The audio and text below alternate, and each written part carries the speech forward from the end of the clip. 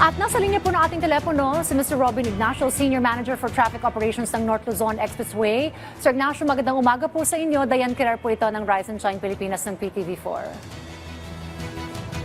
Good morning po, yung Dayan. Good morning sa ating mga taga-subaybay. Alright. Sir, siguro kamustahin po muna namin ang kasalukuyang lagay po ng NLEX. May mga areas pa po ba na baha? As of now po, wala naman na po tayo yung reported na may baha, pero dito po sa may area po ng from May Kawayan to Paso de Blas, dito sa may Valenzuela area, ay meron pa rin po tayo slow moving traffic. Kiniklear pa rin po kasi yung area at dalawang lanes pa lang po yung nadadaanan, pero meron na rin po tayong in-implement na counterflow, so pangatlong lane po ito. Alright. Sir, may marami po nagtatanong. Ano raw po kayong sanhi ng baha sa East Service Road maging dun sa Malinta exit? Maulit po yung tanong, ma'am. Pero po. May mga nagtatanong po ano raw po kaya yung naging sanhi po nung pagbaha dun sa East Service Road maging po dun sa Malinta exit, sir?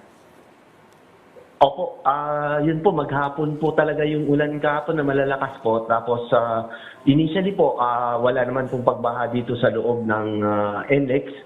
At kahit na po may mga reported na po na talagang binabaha na po sa mga vicinity po ng NLEX at hindi na po madaanan yung iba.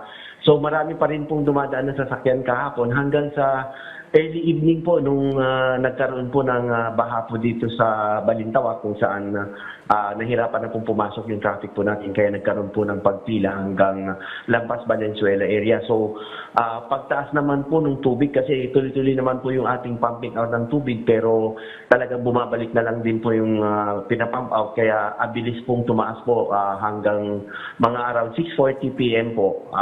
Impassable na po sa lahat ng klaseng sasakyan po dito sa north and southbound direction po ng Paso de Blas dito sa Valenzuela area. Well, Sir Ignacio, ngayon po ay panahon po talaga ng tag-ulan. Tapos may mga dumarating nga pong mga bagyo pa. And ano po yung maaari pa pong nating gawin on the part of NLEX para maiwasan po yung mga ganong situation like po yesterday and last night. Kasi talaga pong naiipit po sa mabigat na trapiko yung ating po mga motorista, Sir, dyan po sa bahagi ng NLEX. Tama po. Ayon nga po doon sa observation po natin, nauuna na pong nagkakaroon ng mga pagbaha dito sa outside of NLEX po. Maging yung MacArthur Highway kung saan yan ang pinakamalaking alternate route po ng mga panorte o pabalik ng Maynila. Nauuna po talagang lumulubog ng baha kaya dito po sa loob ng NLEX dumadaan. Pero maaaring may maranasan pa rin po tayong pagbaha kung ganitong tuloy-tuloy po ang malalakas na pag-ulan. Kaya ang magagawa lang din po natin dito sa loob ng NLEX ay tingnan maigi at kung talagang mag-umpisa na mag-build up ng tubig ay kailangan po ay hintuin muna yung ating traffic flow or magpa-counterflow naman po kung kaya pa pong implement po yun. How about, sir, yung coordination po natin sa mga local government unit?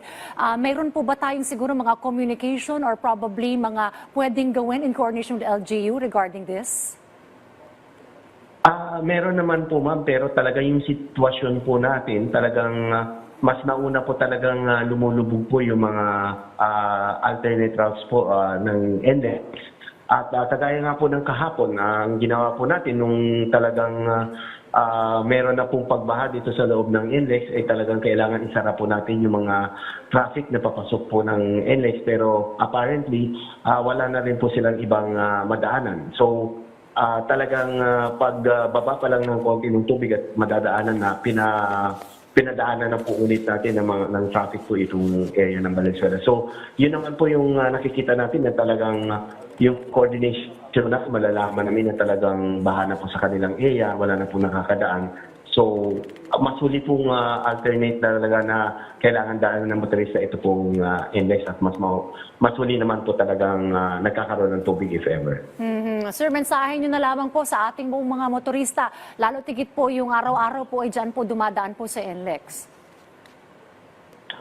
Yun nga po, siguro doon po sa mga naapektuhan, tayo po ay lubos na nalulungkot pero talagang mabilis po yung pagtaas ng tubig. At sa ngayon po, ang masasabi po natin ay kung hindi po talaga importante yung ating biyahe, sana po baka ipagpaliban na lang po muna yung pagbiyahe. At ganito po, kung meron po tayong mamomonitor na pag-umpisa pa lang po ng pag-build up ng tubig, talaga kailangan i-manage po natin at hindi na po namin padadaanan pansamantala.